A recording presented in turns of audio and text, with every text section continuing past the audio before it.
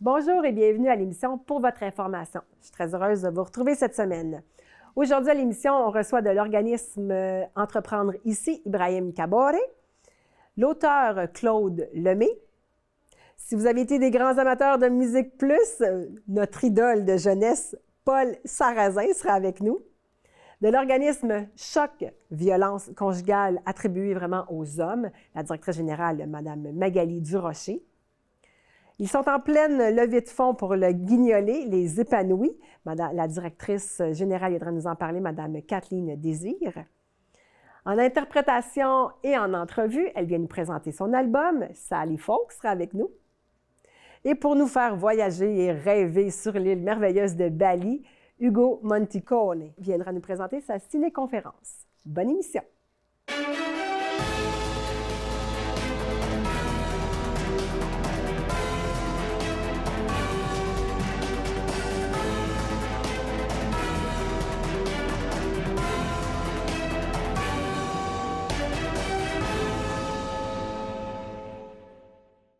Il vient nous faire voyager avec l'île merveilleuse de Bali, Ugo Monticone. Bonjour. Bonjour, merci de l'invitation. Mais ça me fait grand plaisir, surtout que vous parlez de Bali aujourd'hui. Oui. Et Bali, j'adore. Je suis allée 4 fois à Bali. Wow. C'est une place qui fait bon vivre, c'est un je coup de pense, cœur, vraiment. hein? Ouais, c'est vraiment Donc, c'est beau. vraiment des ciné-conférences que vous allez présenter dans le Ouais. cadre du Grand Explorateur, des Grands Explorateurs. Ouais. C'est des soirées qui sont relativement assez festives ou diversifiées, là, parce qu'on retrouve vraiment la culture de Bali présentée dans ces ciné-conférences-là. C'est ça. Dans le fond, les Grands Explorateurs, ça fait plus de 50 ans maintenant qu'ils présentent des ciné-conférences. On est en présence du réalisateur, on échange avec le public, on voit la ciné-conférence, c'est commenté en direct, donc c'est vraiment vivant. C'est un spectacle vivant, on est dans des belles salles, ça fait une belle soirée dans le fond, puis on voyage partout à travers le monde. Moi, dans mon cas, à Bali, justement, que je vais présenter à la salle André-Mathieu le 7 décembre, il va y avoir un orchestre balinais dans le hall d'entrée pour accueillir les gens. On va pouvoir rencontrer des gens de la communauté balinaise aussi qui vivent au Québec et qui viennent partager de leur voyage aussi, leur expérience. Puis moi, je présente le film que j'ai fait sur Bali. Donc, lorsqu'on va là, c'est comme si c'était une petite escale à Bali qu'on fait en même temps. Oui, c'est ça. Et pourquoi avoir choisi Bali? Moi, ça fait plus de 25 ans que je voyage à travers le monde. J'ai visité une cinquantaine de pays, j'écris des récits de voyage, je fais des films de voyage. C'est mon 6e film pour les Grands Explorateurs. Mais Bali, j'en entendais tout le temps parler. C'est mythique. Les gens parlent du bonheur de vivre. Il y avait le livre Mange, Prie, Aime qui décrivait Bali comme une espèce de paradis. Fait que j'étais curieux. Puis j'ai pas été déçu. C'est vraiment un coup de cœur. De toutes les places où je suis allé, les gens, la culture, les paysages, le mode de vie, c'est vraiment tellement plaisant d'être là. Qu'est-ce que vous retenez le plus de Bali? Moi, ce qui m'impressionne le plus, c'est les rencontres humaines, dans le fond. Les paysages, les volcans, les rizières, c'est super beau, mais les Balinais sont tellement gentils. C'est vrai, hein? Puis ils disent « Ah, t'as volé la moitié du monde pour venir découvrir notre culture. » Viens. Puis là, je me faisais inviter à des baptêmes, des mariages, des cérémonies. Fait que ça m'a vraiment impressionné. Puis toute leur sculpture, leur temple... Tu sais, leur religion est vraiment associée avec le culturel, l'art. Fait que même dans les cérémonies sacrées, il y a de la musique, il y a de la danse. Fait que même si on n'est pas croyant, c'est magnifique. Oui, parce que même, je me souviens avoir été, et dans la rue, lorsqu'on se promène, on peut facilement voir beaucoup de temples un peu à air ouverte, où on voit les gens méditer, on voit les gens prier. Ouais. Est-ce que vous avez eu l'expérience de le faire? Oui. Puis surtout aussi les donations le matin. Ouais. Ils font des donations chaque matin avec du riz, des biscuits pour les dieux. Puis ce qui est fascinant, c'est qu'ils donnent des donations autant aux dieux gentils qu'aux démons, parce qu'ils disent il faut qu'il y ait l'harmonie. Ouais. C'est juste dans l'harmonie que les humains vont pouvoir connaître le bonheur. Fait que là, il y a toute cette espèce de philosophie de vie, de bonheur, de bien-être qui est contagieuse, dans le fond. Oui, tout à fait. Je me souviens encore quand je suis allée la dernière fois, je trouvais que les gens étaient d'un bonheur facile. Vous dire que tout le monde est heureux. Vous dire que personne comme s'accroche sur des... Parce que, bon, à tout le monde, ça arrive, là, des mésaventures ou des choses qui sont nécessairement pas joyeuses. Vous dire que les gens ne s'accrochent pas à ça. Oui, bien évidemment, il y a la religion là, qui dit, bon, peu importe ce que tu vis, ça va être nettoyé dans ton karma, etc. Mais surtout la communauté, ils sont tellement près un de l'autre, ils sont tout le temps là pour s'entraider. Ils vivent, toute la famille vit sur un seul terrain, ils sont tout le temps là, c'est ça. Fait que ça, c'est beau. Puis c'est ça que j'aime aussi quand je voyage, c'est d'apprendre des choses puis d'essayer de les ramener ici.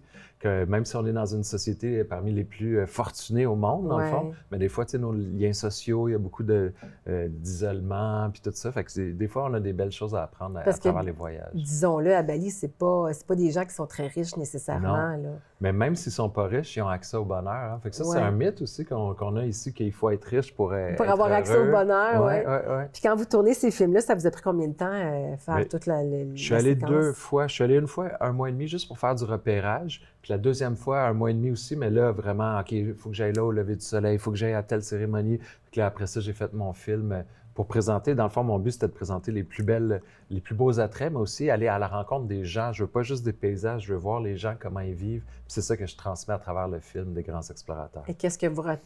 on l'a dit, là, les gens qui sont heureux, simplifiés, mais est-ce qu'il y a quelqu'un qui vous a vraiment marqué à travers votre parcours? Bien, il y avait justement un homme qui travaillait dans un hôtel très, très touristique. Puis là, il voyait que les gens allaient jusqu'à Bali. Puis dans le fond, il vivait dans un hôtel qui ressemble à un hôtel au chute du Niagara.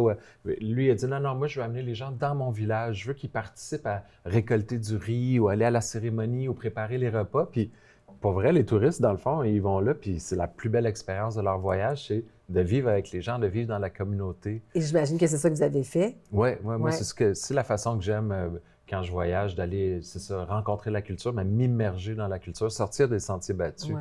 Puis il y a beaucoup de gens qui disent « Ah, Bali, il y a beaucoup, beaucoup de touristes », mais en même temps, les touristes restent très, très, très concentrés dans certains endroits, puis c'est facile d'en sortir des sentiers battus, aller voir les pêcheurs, aller voir les rizières, tout ça. Elle va essayer de ramasser du riz? Oui.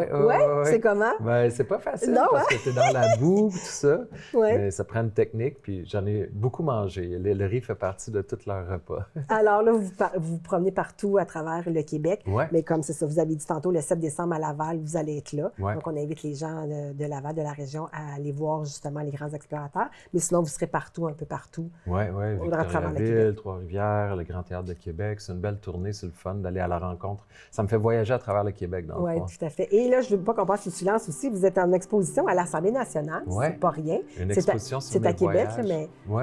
L'Assemblée nationale qui présente des expositions sur mes voyages, des extraits de textes, des images, tout ça. C'est vraiment un bel honneur pour moi. Bien, félicitations. Merci beaucoup. Merci beaucoup d'être venu nous rencontrer. Merci beaucoup.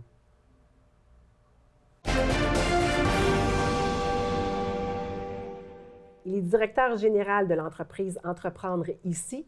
Ibrahim Kaboré, bonjour. Bonjour. Merci d'être avec nous. Ça fait plaisir. Alors, dites-nous, qu'est-ce que c'est exactement l'entreprise Entreprendre ici? Oui.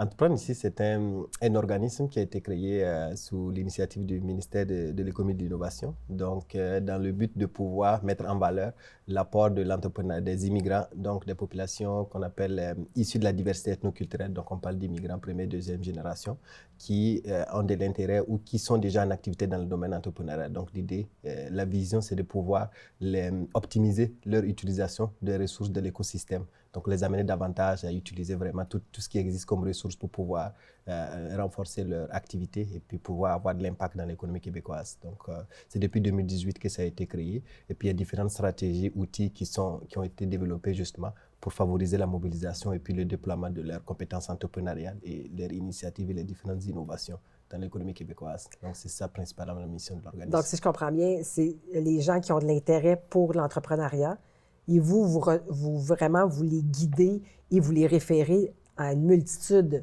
de services ou de produits qui pourraient avoir accès pour justement les arriver à réaliser leurs projets. Exactement, parce qu'il y a plus de 1000 organismes qui accompagnent les entrepreneurs au Québec. Oui, c'est ça, mais j'ai été surprise de lire ça parce que je me disais, mon Dieu, tant que ça, on n'en connaît pas. Oui, il y a beaucoup d'organismes et on avait fait le constat également, le gouvernement avait fait le constat que le niveau d'utilisation des ressources publiques par les entrepreneurs issus de la diversité ethnoculturelle était faible, donc ils voulaient augmenter cette utilisation de l'écosystème, donc en créant un organisme qui va servir de portail d'orientation des populations de la diversité ethnoculturelle, à utiliser les différentes ressources et à développer avec les partenaires d'autres services qui peuvent venir compléter en fonction des différentes insuffisances qu'on aurait observées, quelles sont les autres initiatives complémentaires qu'on peut faire pour venir comme combler les besoins. Donc, c'est vraiment ça. On est comme l'organisme officiel pour accueillir et orienter les entrepreneurs de la diversité ethnoculturelle dans l'écosystème de l'accompagnement entrepreneurial au Québec. OK. Donc, tout ce qui s'appelle les personnes qui sont immigrantes. Oui, c'est les personnes qui sont immigrantes. Mettons que vous êtes né à l'extérieur du Canada et puis vous êtes établi au Québec en tant qu'entrepreneur.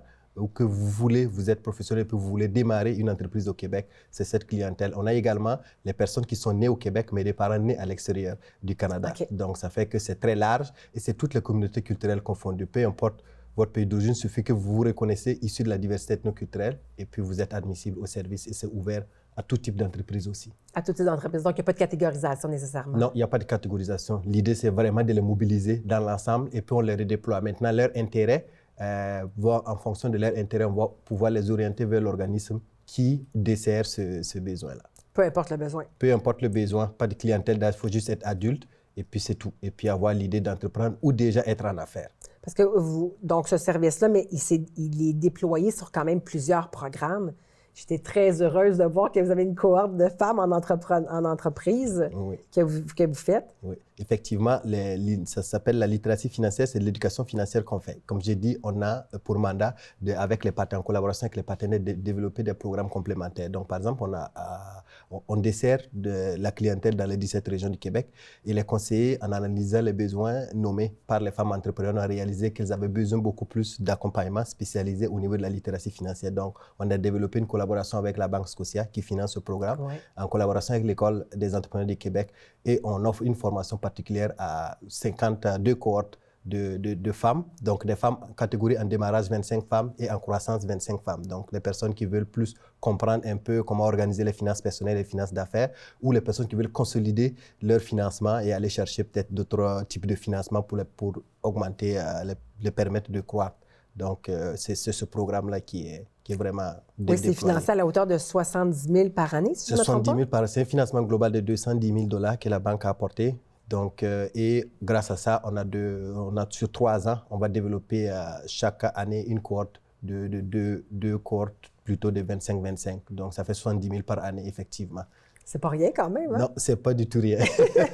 Et on aime ça. Et on peut voir, il y a d'autres programmes aussi qui existent. Là. Il y a, pour les femmes, il y a aussi d'autres choses. Oui, on a également, par exemple, un service de télémédecine qu'on a développé en partenariat avec TéléSanté parce que pendant la COVID-19, on s'est rendu compte que les petits travailleurs, parce qu'il faut savoir qu'une grande partie de la clientèle sont plutôt des employés, des gens qui disposent d'entreprises de moins de 10 employés. Donc, c'est des travailleurs autonomes des petites entreprises. Et souvent, aller prendre des assurances collectives, c'est le dernier de leurs soucis parce qu'il y a d'autres priorités à investir. Tout à fait, malheureusement. Donc, ça fait que quand la situation, et puis par exemple, les gens qui ont le profil travail autonome se retrouvent beaucoup à travailler, beaucoup sur tous les sujets et finalement sont en surcharge de travail, vivent l'isolement, la solitude, des fois ça vient avec des enjeux de santé et l'accès aux médecins, je ne dis pas beaucoup de choses, c'est pas évident pour tout le monde de pouvoir avoir ce service-là. Donc ça fait en sorte qu'on a créé un service de télémédecine pour permettre à ces entrepreneurs d'avoir accès à des services de médecins 24/24 à partir de 7,5 $ par utilisateur par mois. Donc, c'est vraiment un service accessible. Ouais, et ce sont ces genres ça existait dans l'écosystème, mais avec des entreprises de plus de 10 employés. Donc, ce qu'on nous est venu faire, c'est venu combler donc, la boucle avec les employés de moins de 10 employés, les travailleurs autonomes. Donc, ils ont accès à du service de télémédecine s'ils rentrent chez nous. Et ça, c'est ouvert. Ça, ce n'est pas seulement la diversité ethnoculturelle. C'est tout type d'entreprise. C'est admissible à n'importe qui. Ce n'est pas seulement la diversité. Donc, la population caucasienne, québécoise, est admissible à ce programme-là. Donc, c'est ouvert. Donc vous offrez vraiment des choses très intéressantes. Très intéressantes. Ça vaut la peine de vous découvrir. Ben oui. Mais on ne peut pas passer sous silence aussi le gala qui a une bourse d'honneur aussi. Oui. Donc, il y a 24 lauréats cette année, et toujours en collaboration financée par le ministère de l'Économie. Effectivement, le gouvernement, en créant cette initiative en 2018, a développé un outil qui va permettre de non seulement mobiliser les entrepreneurs, les sortir de leur terroir, et peut pouvoir les redéployer dans l'écosystème. Donc, ils ont créé un programme de bourse d'honneur de 25 000 $. Donc, il permettait de faire un concours national à travers lequel les candidats appliquent dans toutes les régions. Et puis, on sélectionne 50 finalistes. On le fait en collaboration avec l'Université de Québec à Trois-Rivières.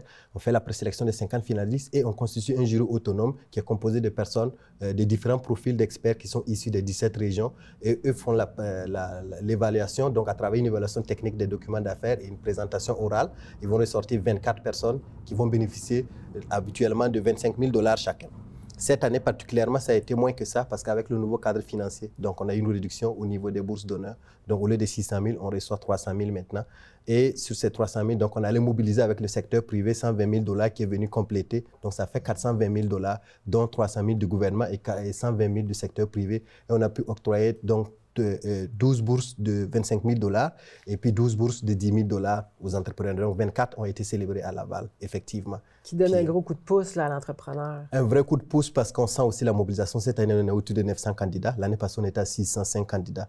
Donc, oui, on voit que les ressources, les bourses baissent, mais quand même, la mobilisation reste. Ça prouve que l'organisme a l'idée de toute façon à la base, c'est de pouvoir mobiliser les gens et de pouvoir les redéployer dans l'écosystème. Donc, l'accompagnement a un impact et de plus en plus l'organisation est connue, bon, plus on va avoir des innovateurs et des innovatrices qui vont sortir de ces cohortes-là et puis de contribuer à bâtir le Québec. Et je suis curieuse de voir le comité de sélection. J'imagine qu'ils n'ont pas la tâche facile d'arriver à couronner étant donné qu'il y a plusieurs candidatures. Oui, et la présélection, on a un guide et puis dès le départ, dans le guide des candidatures, on explique quels sont les éléments qui vont être évalués. Donc, on fait une première évaluation et les 50 finalistes repassent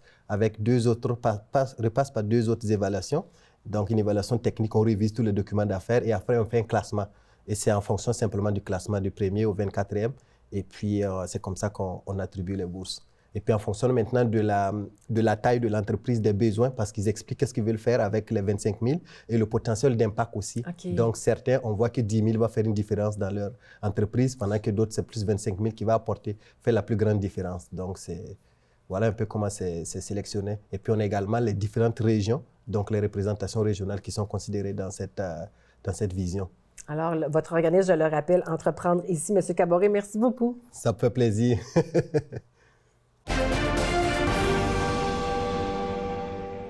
Il est auteur de drames psychologiques et romans policiers. M. Claude Lemay, bonjour. Oui, bonjour. Alors, vous venez nous présenter votre livre « Factum, l'abnégation ». Oui, c'est bien ça. Donc, c'est un deuxième tome d'un premier qui s'appelait « Le désamour ». C'est bien ça. Donc, expliquez-nous un petit peu l'histoire, parce que je pense qu'on retrouve quand même le personnage principal d'Émilie Ducharme. Oui, exact. Dans le fond, Factum, l'abnégation, c'est un drame psychologique sous forme d'enquête policière. C'est l'histoire de 2 hommes en peine, de deux jeunes qui ont l'âme en détresse, justement. Un a déjà tout perdu et repart à neuf. Okay. L'autre est en train de se perdre et se retrouve en monde hostile. C'est un petit peu ça. Et comme on disait, drame policier, c'est sous forme d'une enquête policière. Et là, étant donné que c'est comme une suite du premier, donc on garde le personnage principal et... Bien, les principaux personnages demeurent. On dit que oui, c'est une suite, mais ce n'est pas vraiment une suite dans le sens que les deux sont indépendants. Okay. C'est que ces personnages-là avaient encore quelque chose à dire. Donc, ils reviennent principalement. Il y a, vous l'avez mentionné, Émile Ducharme, qui est le personnage principal. Émile est un petit gars à peine sorti de l'adolescence qui a commis un crime dans le désamour. Il a fait la prison et là, il est en train de se réhabiliter et de se reprendre en main. Sous l'aile d'un ancien enquêteur qui a pris sa retraite, un de ceux qui l'a fait condamner, parce que ce qu'on remarque, c'est qu'Émile, tout le monde craque pour lui, même les policiers qui ont enquêté sur lui sont tombés en amour avec ce petit gars-là. Par contre, les faits demeurent. Il y avait commis un crime, donc il n'a jamais nié. Donc, il a fait son temps en prison, il ressort, il essaye de se réhabiliter. Malheureusement, le cours des choses va faire qu'il se retrouve encore un témoin important dans une histoire de meurtre. Est-il vraiment coupable? Il faudra lire. Il faudra le lire à ce moment-là. Lire. Je pense que de ce que j'avais compris, c'est que votre inspiration de ce livre-là était vraiment d'apporter une réflexion sur l'empathie. Oui, l'empathie. Moi, c'est toujours l'âme humaine qui m'a impressionné, ouais. qui me fascine.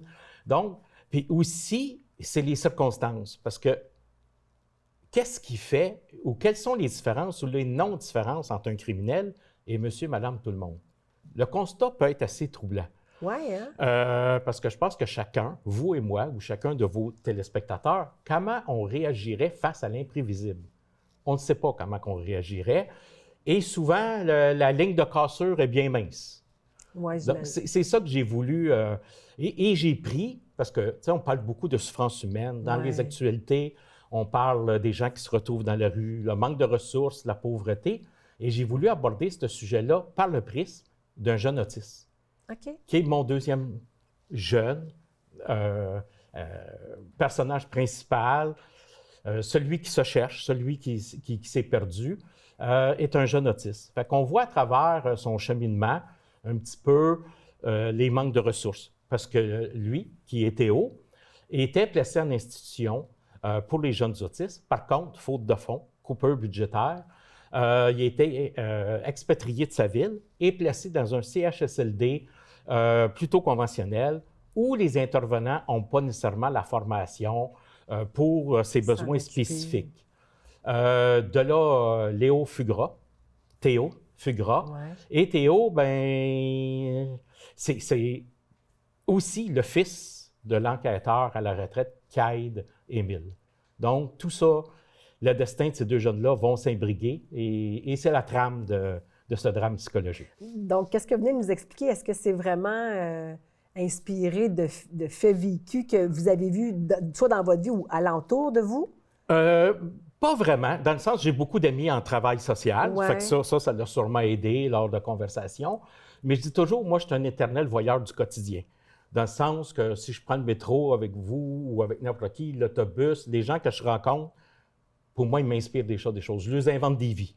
Oui, c'est un peu ça. Donc, vous vous inspirez du quotidien que vous vivez. Exact, du quotidien. Je m'imagine, là, je peux même donner un métier ou des allures ou des tics à des gens que je croise que je ne connais pas vraiment. Et éventuellement, oui, ils peuvent m'inspirer des personnages. C'est quand même assez génial parce que vous êtes auteur, mais vous avez aussi eu une grande carrière également. Oui, bien, une carrière qui n'est pas vraiment dans le domaine. Non, c'est ça qui a été vraiment différent que de l'auteur. Donc, j'imagine, est-ce que c'est une manière d'évacuer des choses à travers l'écriture? Oui, sûrement, parce que moi, de toute façon, j'étais déjà, j'ose me qualifier de workaholic. Oui, c'est ça. J'ai été entrepreneur longtemps, mais j'écris depuis, je suis tout jeune, là. J'écris depuis le primaire, tout petit, là. Je tapais des livres sur la dactylo de ma mère. Je mettais des papiers carbone pour me faire 5-6 copies pour les faire déjà en série. Déjà en série. Fait que oui, ça a toujours été une passion pour moi. Bon, alors si on veut sortir un petit peu puis voir un peu plus le fond de l'humain, oui. Alors on rappelle aux gens Factum, l'abnégation. Monsieur Lemay, merci beaucoup. Bien, merci beaucoup. Bonne fin de journée à vous. Il a sûrement fait partie de vos écrans dans les années 80. J'ai le bonheur de recevoir Paul Sarrazin. Bonjour, Martine. Salut. Merci de me recevoir. Bien, ça me fait vraiment grand plaisir. Tu as fait partie de ma télévision durant toutes ces années, 86 à 96. Mais je pense que tu étais à Musique Plus. Donc, tu étais animateur à Musique Plus de 87 à 94. 14. C'est ça. Et là, on ramène une version spectacle. Dis-moi, qu'est-ce que c'est exactement? C'est Musique Plus s'en va voir les gens. Donc, ça va être un spectacle, comme tu le mentionnes. Et puis, on va faire un peu comme la télévision interne. Il va y avoir des caméras qui vont se promener dans la salle. On va aller voir les gens. On va faire du vox pop. On va faire des combats, des clips. On va faire voter la salle. Donc, on s'en va vraiment faire du bien aux gens. Et ce qui est le fun, ce qui manque un peu de ce temps-ci, puis ce que Musique Plus apportait, c'est une collectivité. Hein? Les gens étaient collectivement devant une plateforme qui les réunissait ensemble. Maintenant, YouTube, c'est plus une personne à la fois, tout ça. Et là, on va être tous ensemble avec Jonas Tumulty puis Raphaël Roy comme chanteur et chanteuse, 2 virtuoses avec 4 super musiciens. Donc, on va avoir de la musique, on va avoir des clips, on va avoir des images de toutes sortes d'affaires qui se sont produites dans les années de Musique Plus. Et Geneviève et moi, ben on va... Hey, mon Dieu, j'ai pas fermé ma sonnette, excusez-moi. Geneviève et moi, on va s'occuper de mettre le party là-dedans. Alors, donc, si je comprends bien, c'est comme une émission de Musique Plus qu'on transporte dans une salle, version spectacle. Un peu, oui, c'est ça. Et on voulait quand même avoir une facture contemporaine. Donc, il va y avoir des outils contemporains sur la scène pour faire un vrai bon show. Mais c'est vraiment un spectacle. Et c'est pas une démonstration aux gens qu'on va faire de Musique Plus. C'est pas non plus un historique. C'est plus une fête. OK. Et ce que les gens m'ont souvent avoué au fil des années, quand ils me rencontraient un peu partout, c'est qu'ils avaient eu des sentiments qui étaient reliés à certains moments de Musique Plus. D'accord. Et eux, c'était des sentiments, par exemple, avec leurs premiers copains ou leurs parents qui avaient fait une activité X qui était reliée à ça. Donc, ce qui nous intéresse avec l'équipe d'entourage, puis avec Geneviève, puis toute la gang, la super belle gang, c'est de créer du sentiment, de l'émotion, du bonheur pur. Qu'est-ce qu'on retrouvait quand on écoutait Musique Plus, C'est ça. finalement? Et d'où est venue l'idée de ce concept-là? C'est les gens d'entourage OK. qui ont regardé tout ça, puis qui ont dit « Colin, il me semble qu'il y a une place là pour... » Tu sais, il y a un terme qu'on utilise souvent qui est le terme nostalgie, qui est souvent pris à mal. Beaucoup vont traiter la nostalgie je sais pas moi, de quétaine. Mais la nostalgie, c'est là où les gens ont trouvé du bonheur et l'ont gardé au creux de leur cœur et qui vont avoir le potentiel, la chance de revivre un peu ces moments-là qui leur ont été offerts à l'époque où ils ont emmagasiné ces beaux sentiments-là. Donc, est-ce que le spectacle est basé sur les années 86 et 80, jusqu'à 96 de musique? Oui, voilà. Sur ce qui s'est passé entre ces années-là. 96 a été une année très, très déterminante par la suite pour la planète culturelle, mais nous, on fait juste ce qui s'est passé avant, qui, à mon avis, est une des périodes les plus excitantes. Ouais. J'ai eu une chance, un privilège inouï de faire partie de cette époque-là. Et je m'en allais vers ça, justement. Donc, tu as commencé à être animateur à Musique Plus à l'âge de 23 ans. Donc, c'est relativement jeune. Oui. Et comment c'est arrivé dans ta vie? Ça a été assez relativement rapide, là. Ça a été très, très rapide. Instantané. Instantané. J'étais au Saguenay. Je travaillais dans une discothèque. J'étais DJ de début de semaine. Okay. Donc, je n'étais pas les gros soirs. Et je faisais de la télé à l'ancêtre de ma TV. En tout cas, c'était l'ancêtre de ce que Vidéotron avait, là. C'était Télésag au Saguenay. Donc, j'avais fait un peu de télé. Et là, il y a un gars qui m'avait engagé pour faire la présentation de Honeymoon Suite au Palais des Sports de Jonquière. Je suis allé présenter le spectacle avec un microphone. Dès que je suis sorti de scène, j'ai vu des gens apparaître avec une caméra. Moi, je ne connaissais pas l'existence de Musique Plus. Je ne savais pas que Musique Plus existait. OK.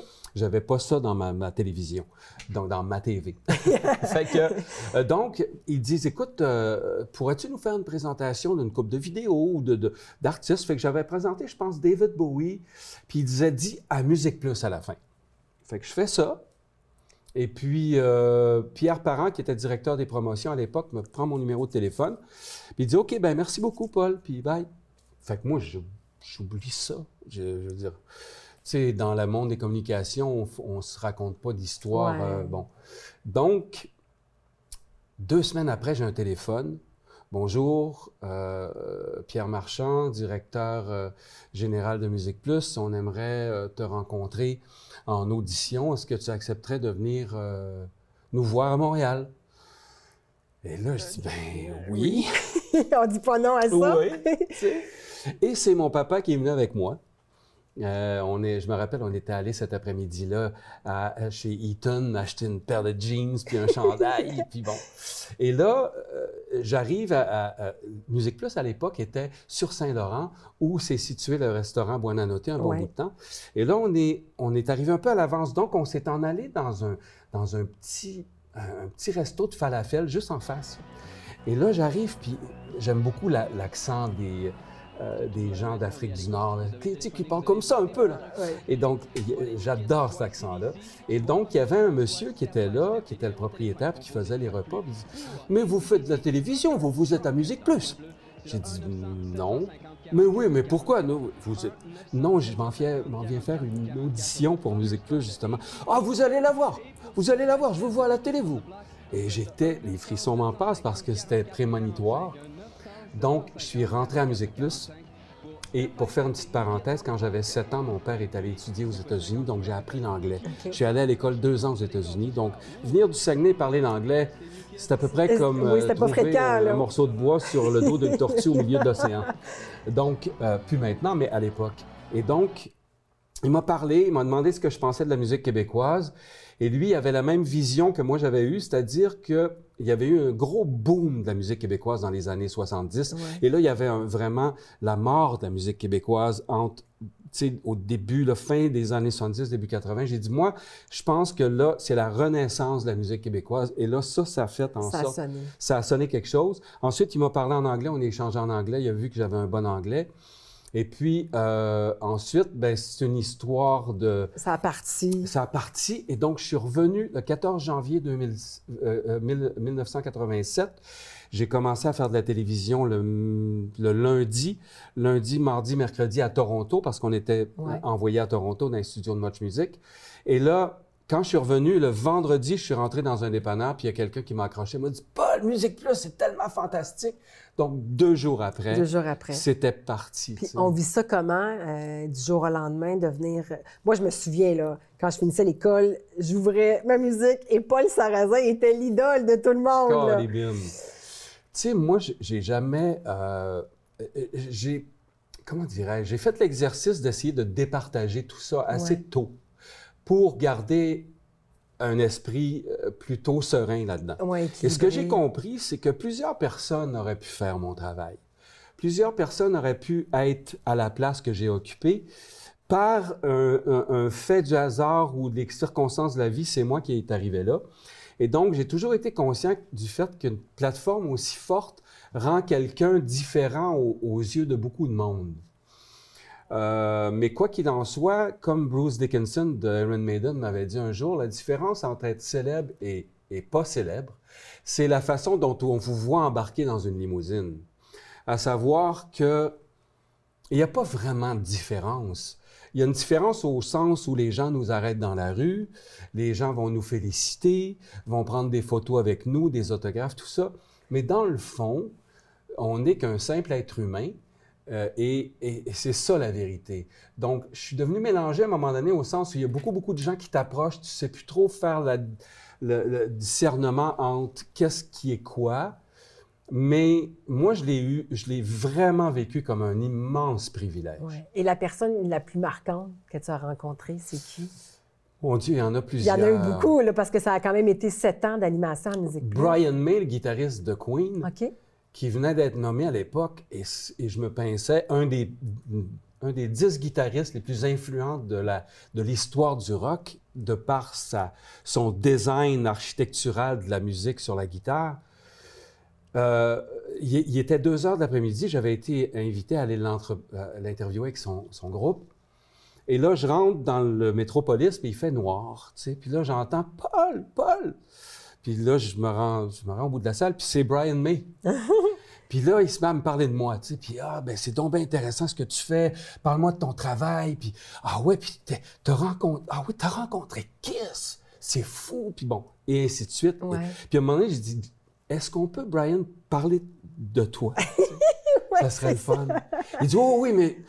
Tantôt, puis là, il m'invite à l'arrière-scène avec ses musiciens puis son équipe. Puis, hey, c'est Paul, il est super, Paul, c'est un VJ. Puis tout le monde vient me faire des accolades. Puis, bon, veux-tu une sandwich? Ils avaient été d'une déférence absolument phénoménale. Ouais. Et donc, dans l'entrevue, à un moment donné, je disais, tu sais, Monsieur May, vous êtes une personne immense dans le cœur de beaucoup de gens. Vous faites des dizaines et des dizaines de stades avec des 50, 60, 80 000 personnes. Il dit ça, c'est mon costume d'artiste. Donc, j'arrive sur scène, je suis le guitariste de Queen. Je sors de scène, je suis Brian en pantoufles avec une tasse de thé qui parle à d'autres humains autour de moi. Donc, je pense que le plus grand problème qu'un artiste le plus grand piège dans lequel un artiste puisse tomber, c'est le fait de se réclamer d'un talent. Il faut faire la part des choses entre l'humain et l'artiste. Oui, et aussi le fait que si l'univers nous a donné un talent, on a une responsabilité et non un orgueil à en tirer. On a la responsabilité d'entretenir ça, mais de ne pas s'en réclamer au sens où je suis donc extraordinaire ou fantastique. Non. J'ai la responsabilité de faire ce job-là. Il faut que je le fasse le mieux possible et il faut que je demeure humble. Donc, c'est ce qui m'a été enseigné de plus grand dans toutes ces années-là. Ouais, J'ai d'autres génial. moments avec des non-vedettes qui Ouais. étaient tout aussi. Et qu'est-ce qui t'a fait rembarquer dans ce projet-là, le spectacle de Musique Plus? C'est les gens. Le fait d'aller rencontrer les gens, pour moi, tu sais, si on se réfère à la pandémie, par exemple, un match des Canadiens, pas de monde dans les estrades, C'est pas pareil. c'est pas pareil, pas en tout, tu sais. Donc, Donc, c'est ce qui te manquait le plus. ce qui me manquait le plus, c'était les gens. J'ai eu plusieurs offres de toutes sortes de plateformes au fil des années. J'ai tout refusé parce que je me disais, qu'est-ce que j'irais faire de plus? Ouais. Qu'est-ce que j'irais donner de plus que ce que j'ai pu donner dans ces années-là? Et là, vu que c'est rattaché à ça, j'ai pas pu refuser parce que on va aller rencontrer les gens qui sont, à mon avis, la source importante. Pour moi, les VJ, c'est cool, la télé, c'est cool, les caméras, mais les gens ont fait la magie, ont fait apparaître la magie de ça. Alors, la tournée va débuter en juillet 2026. Oui, Alors, c'est un beau cadeau à offrir, à s'offrir ou à offrir. générationmusicplus.com pour Ouais. aller voir les billets, les dates, tout ça. On est une super équipe. Geneviève est une femme extraordinaire. Geneviève Borne, fantastique. On s'en va rencontrer les gens. On va puis être là. On va C'est- triper au bout. C'est sûr. Paul, un gros merci. Merci infiniment, Merci. Martine, de m'avoir reçu.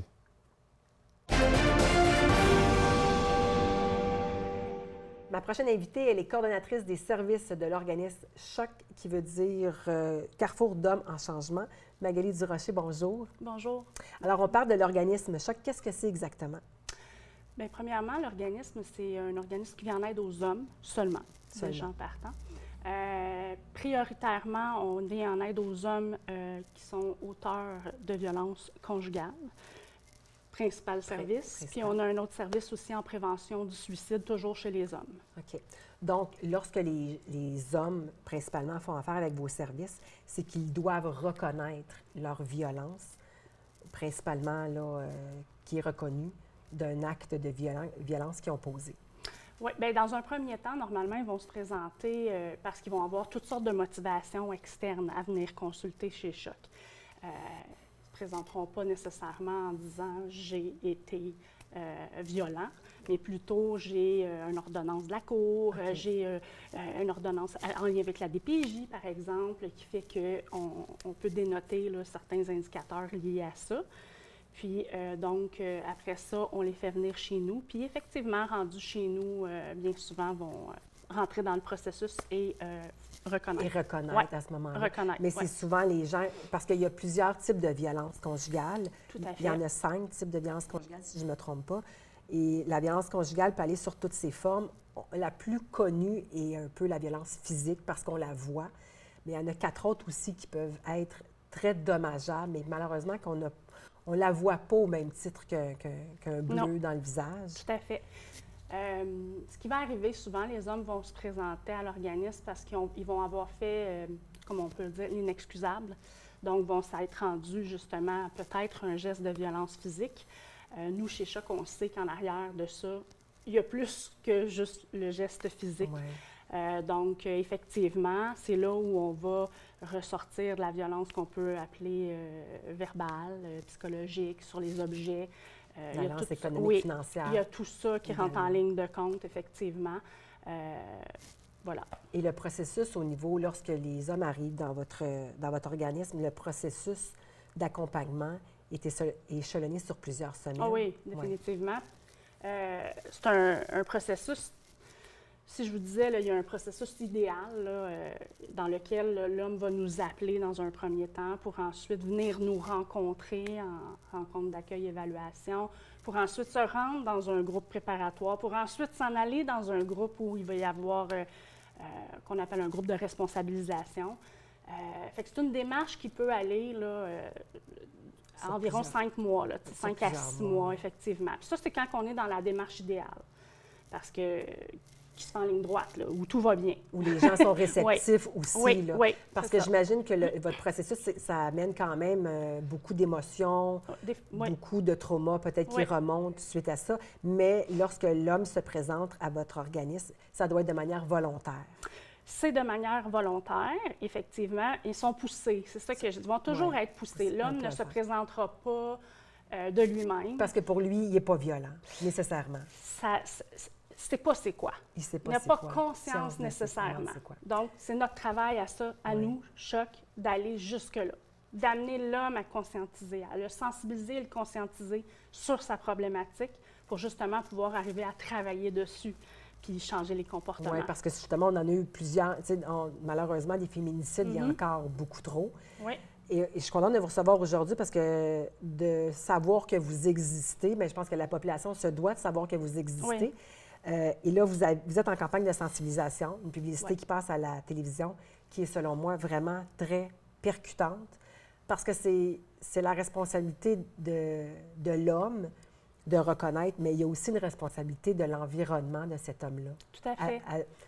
À se responsabiliser ou à dénoncer. Oui. Moi, on le sait, là, la violence conjugale, c'est plus qu'une problématique individuelle, c'est une problématique qui est sociale. Si on s'en tient qu'à l'organisme Choc pour aider ces hommes-là, bien, on s'en tient juste à une petite minorité. Fait faut s'entendre que c'est une problématique qui est plus large. Puis bien souvent, les personnes qui sont proches, que ce soit un frère, une sœur, un ami, un patron, ils ont des petits indices. On ferme souvent les yeux parce que justement, c'est pas le coup de poing d'en face qu'on voit, mais la parole qu'on entend, le geste inapproprié, l'insulte qui peut suivre un geste aussi. Oui. Bien, lorsqu'on le voit ou on l'entend, on se doit d'interpeller. Et qu'est-ce que vous conseillez? D'interpeller directement la personne? Comment la personne de l'environnement extérieur peut agir? C'est des bonnes questions. Je pourrais vous en donner quelques-unes, des pistes. C'est sûr que d'être là, premièrement, d'être là présent auprès de la personne. Et, lancer la perche, ça va-tu ces temps-ci? Il me semble que tu n'es pas comme d'habitude. Ça se peut, ça aussi. Est-ce qu'on interpelle plus la victime que le responsable de l'acte? J'ai le goût de dire qu'il faut interpeller les deux. Ça serait l'idéal. Nous, on travaille avec les gars. C'est sûr que nous, on travaille avec les hommes. Fait que, nous, on va venir en aide aux hommes, puis on va venir en aide aux proches. Et c'est ça le but de la campagne aussi, c'est de dire, on peut vous aider. Choc peut vous aider.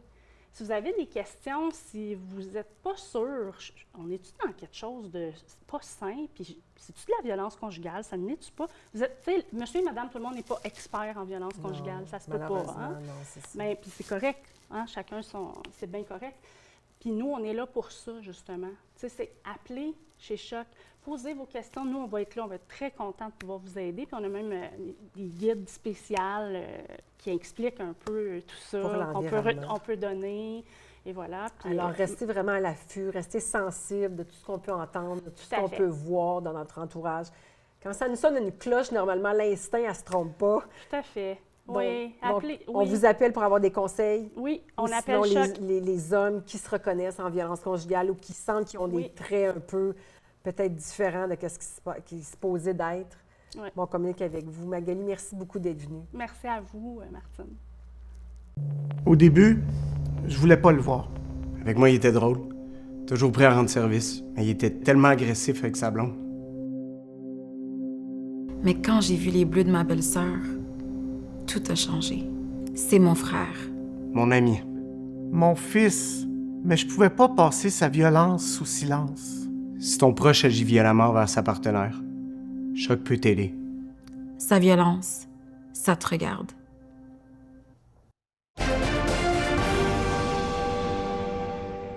Ma prochaine invitée est directrice générale de l'organisme communautaire Les Épanouis. Kathleen Désir, bonjour. Bonjour, bonjour. Alors, dites-nous, qu'est-ce que c'est Les Épanouis? Les Épanouis, c'est un centre de pédiatrie sociale en communauté. On est situé à Laval, donc on a 4 cliniques, 4 centres, puis on a 2 espaces satellites où est-ce qu'on offre des services aux enfants.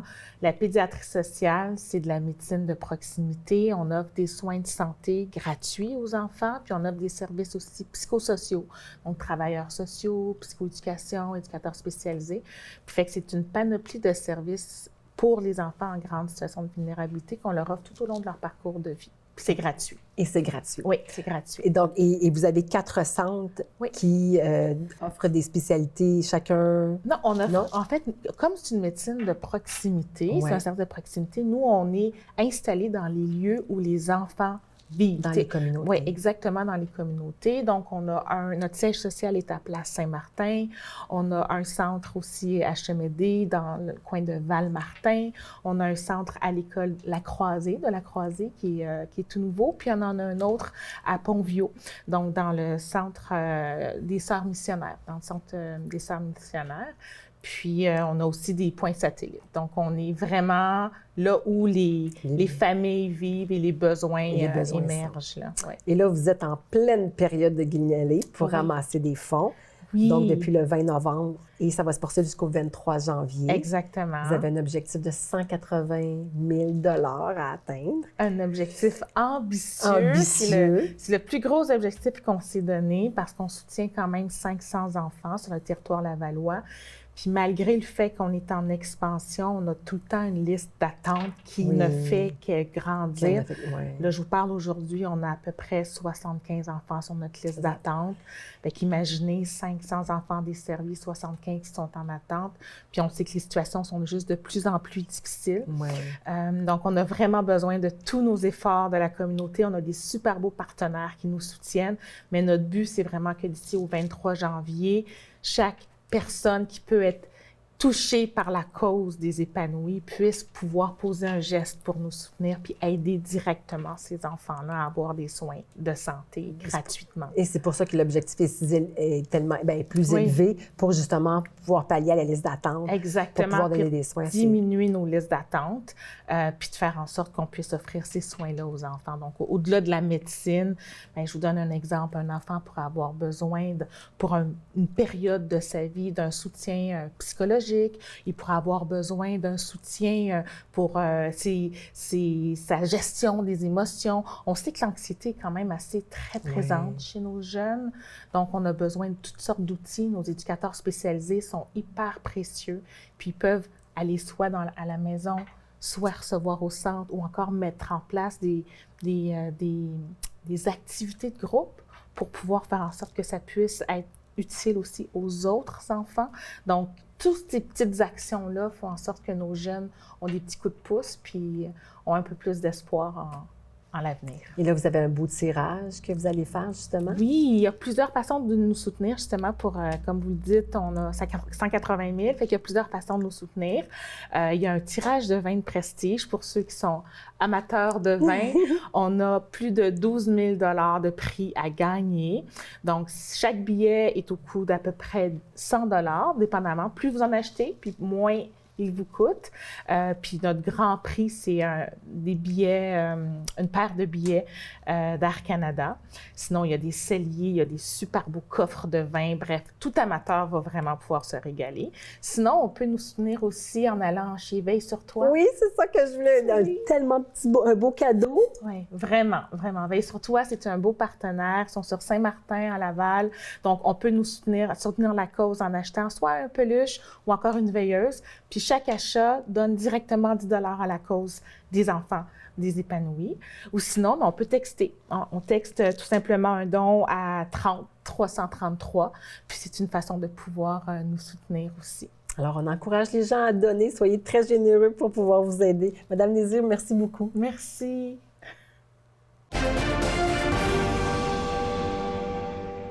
Elle vient nous présenter son album inédit Before I Do. Sally Folk, bonjour. Bonjour, comment ça va? Ça va très bien, merci. Toi? Oui, ça va bien, merci. Donc, tu viens nous présenter un album en anglais. Oui, en anglais, après 16 ans. Après 16 ans, parce qu'on t'a connu vraiment avec la chanson plus francophone. Oui. Et là, c'est quoi? C'était un grand rêve, j'imagine, de chanter en anglais? Bien, j'ai déjà fait un album en anglais. C'est juste qu'il n'y a pas eu de gros succès commercial. Il m'a quand même donné ma carrière. Il a attiré l'attention dans l'industrie, mais...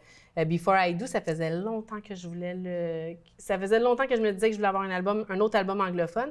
Mais quand tu as tellement de succès en français, ben tu te demandes c'est quand le bon moment de glisser ça dans la discographie, finalement. Parce que ces chansons-là, c'est toi qui les as écrites? C'est toujours moi qui écris les chansons. C'est toujours toi qui écris les chansons. Oui. Et c'est des choses que tu as écrites, ça fait quand même longtemps. C'est pas des affaires qui sont récentes. Bien, c'est toujours... ça reste dans le récent. Jusqu'à temps qu'on publie l'album, j'ai le droit de faire des changements sur... Oui, non, mais dans le sens que c'est des choses que tu as... Mais ça fait longtemps que les chansons... Tiroirs. Oui, c'est des chansons qui étaient... Ben, en fait, l'album était fait. L'album a été fait pendant peut-être un petit peu après la pandémie, mais l'album était fait. C'est juste qu'il a mijoté là pendant quelques années avant qu'on trouve le bon moment pour le lancer dans le public. Et là, un album juste de 5 chansons, y a-t-il une raison en particulier? C'est un micro-album. J'ai été travailler à Toronto avec Rob Wells, qui est un réalisateur en Ontario. Oui, qui a fait Justin Bieber, Ariana Grande. Ça, en passant, il me l'a jamais dit. Je me suis rendu compte quand je parle avec les médias, parce qu'ils se vendent pas de ça. Il est très, très... j'ai été travailler chez lui, il est très, très simple, mais c'est vrai qu'il est doué. Il est vraiment bon. Puis moi, je l'avais rencontré dans un camp d'écriture parce que les auteurs-compositeurs, des fois, on se fait... On va partir quelques jours, on va rencontrer des producteurs, puis on apprend à se connaître en faisant des chansons. Puis Rob, j'avais pas réussi à travailler avec lui. Puis on s'était dit, je vais venir à un moment donné, on va faire un album, puis on a fait ce micro-album-là. Donc, il n'a jamais été question d'avoir plus de chansons. Peut-être une de plus, là, qu'on en avait parlé. Mais il n'était pas question de faire un album de 12 chansons, là, même à ce moment-là. Donc... Et toi, tu es inspirée, parce que une de tes chansons, c'est Mama's Boy. Oui. Et je l'ai beaucoup aimée, c'est ma préférée. Mais donc, tu t'inspires de quoi pour écrire? Ça, de mes expériences, ouais. Mais aussi celles de mes amis. Puis moi, je reçois beaucoup à souper. Alors là, les filles, ils viennent avec leurs histoires. Puis là, souvent, je m'en vais aux toilettes, mais là, j'écris la toune dans la toilette. Mais c'est juste que non, je m'inspire de toutes les choses de la vie. Je peux écouter un film, puis ça va m'inspirer une chanson aussi. Mais ça part toujours d'un fait vécu. Moi, j'ai fait 14 ans dans l'hôtellerie. Alors, j'en ai vu des situations, j'en ai vécu des situations. Alors, je suis toujours capable de me ramener à une époque ou à une situation que j'ai vécue pour tirer le véritable là, dans la chanson. Là.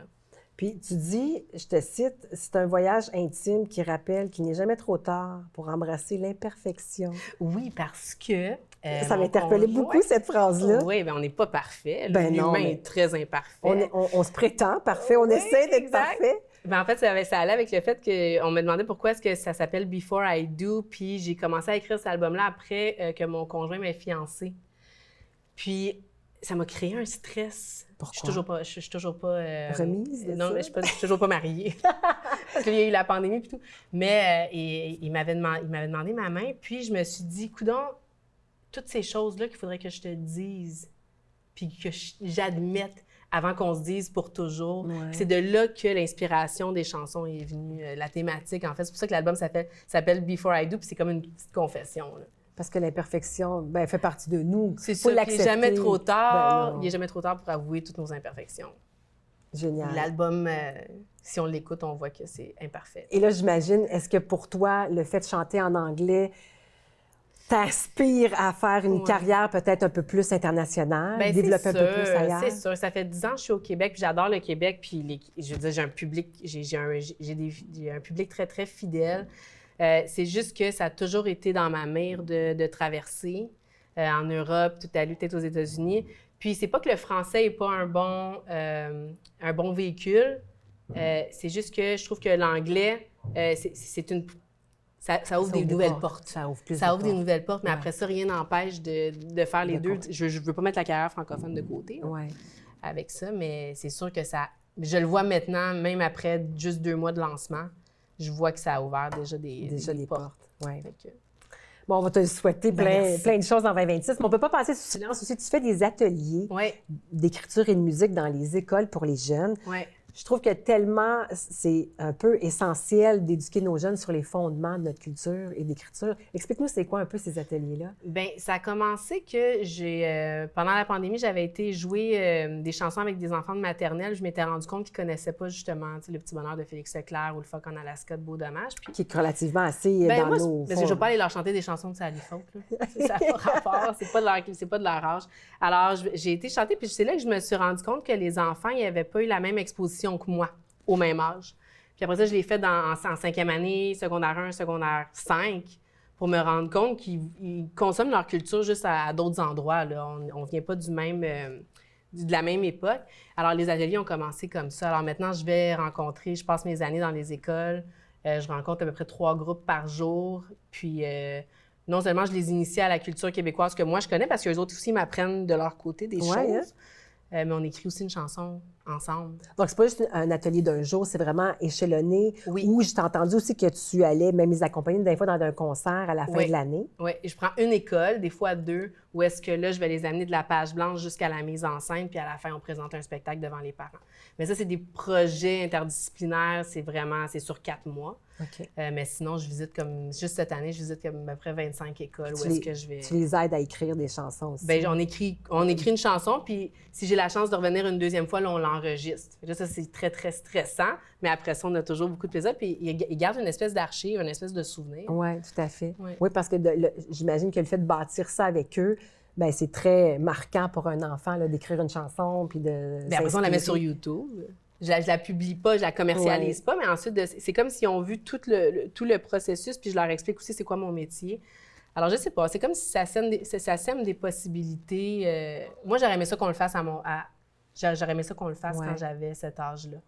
Donc là, je vais te laisser t'installer pour. Tu vas nous interpréter une chanson, Oui. Mama's Boy. Mama's Boys. Une de mes chansons préférées. Ben, Merci. je vais la faire. Merci, Ça Sally. fait plaisir. Merci.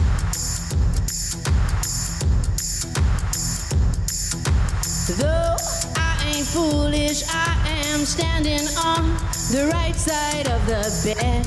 I barely recognize its shoes, I barely recognize its face. Papa says don't waste your time on shallow guys, but I can't find them perfect men. I always end up breaking bad.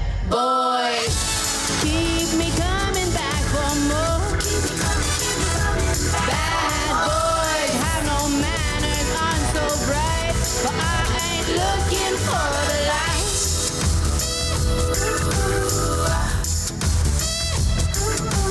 2 coffee cups mean I should try to hang around. Put on a shirt, put on a smile, I can spot them from a mile.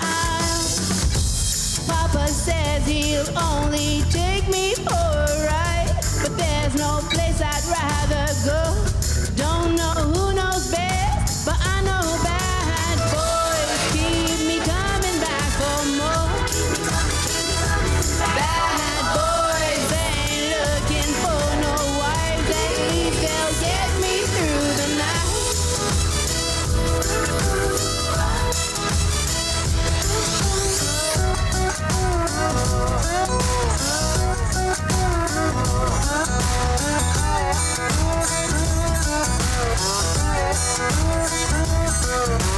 One might settle down someday, and I'll stay close enough to claim the prize.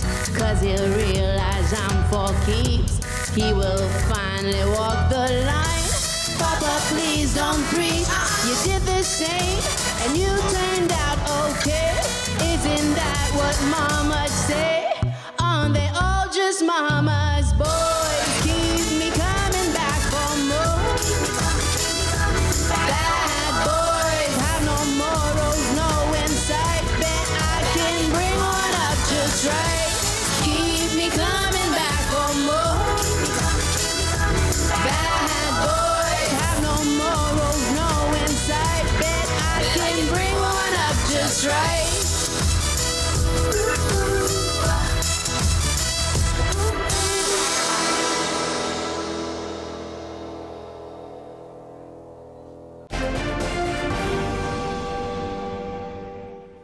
Et voilà, c'est ce qui met fin à notre émission cette semaine. Un gros merci d'avoir été des nôtres. Pour le rattrapage de nos émissions, on vous invite à aller sur notre chaîne YouTube à TV Laval. Un gros merci à notre équipe, Daniel et Benoît aux caméras, Alain à la réalisation ainsi que Sophie à la coordination. Sur ce, on vous souhaite de passer une excellente semaine et à très bientôt.